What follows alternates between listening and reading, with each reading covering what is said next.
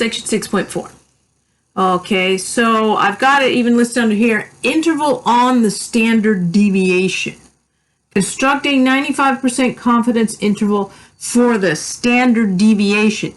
The others, like on 6.2 and 6.3, we were saying how confident we were about what the mean was.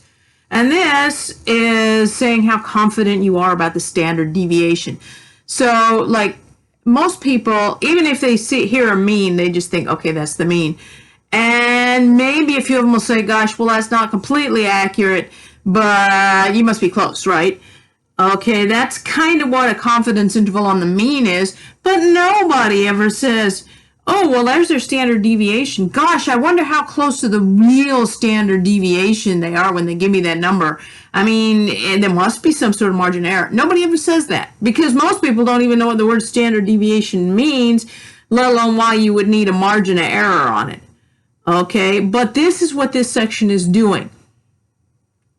Now, obviously TI thought that hardly anyone ever does this because they didn't think to put this, I mean, really, please, just show me the calculator button and I'll just go ahead and do it.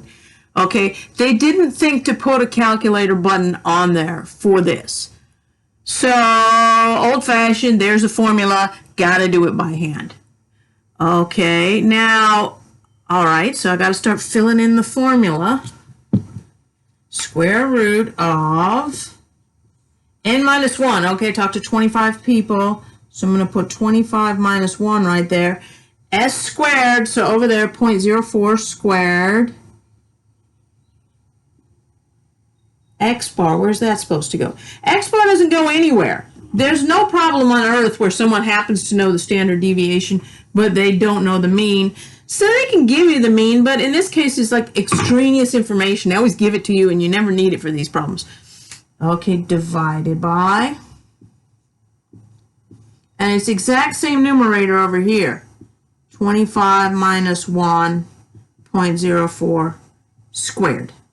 Now I got to do these things down at the bottom. That has nothing to do with X bar. That's supposed to be that chi sign. That's supposed to be the chart.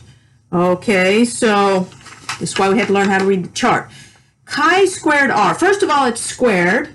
But the chart is squared. Whoever it is who made this chart squared every single number on here. So I don't have to square again. Once I get the number off the chart, it's already squared. So don't square it a second time. All right. Now I kind of figured out a little bit about how to read the chart. 95%. Okay, so I'm going down the 0.975 and the 0.025 columns because we figured out those are the columns you go down. If n is 25, I go down to 24, 12.401, and 39.364. Those are the numbers I got off there, and I got to squeeze those numbers into here. Okay, well, the one I got off the left-hand side of the chart, L stands for left-hand. The one I got off the left-hand side of the chart is 12.401. And that goes to match up with L, 12.401. The one I got off the right-hand side of the chart, 39.364. Okay, right-hand side of the chart goes right there where the R is. All right, now which seems really odd because I just took one from the right-hand side of the chart and put it into the left-hand side of the formula. I took the one from the left-hand side of the chart, put it into the right-hand side of the formula. But that's what it says to do. It says put the left-hand side one over here. And that works out because this always turns out to be a smaller number than that, so that makes sense. Okay, so anyway, I'll finish the calculation when I get onto the discussion board, but I should then point out the last problem for this chapter. Okay, there's 30 M&Ms, so that would actually be a Z interval. Let's compute the mean and the standard deviation. And part C, I'm just going to use the S that I got from when I did the one variable stats and compute a 95% confidence interval on the mean. So that would be a Z interval. I could do a Z interval for that. It's part D on number 10. Okay, compute a 95% confidence interval on the standard deviation. So after I've done all of that, which is like Z interval stuff, then the last step is turn around and do this formula again when n is 30 and you're still going with 95% and you're using this whole formula and the numbers you got off one variable stats.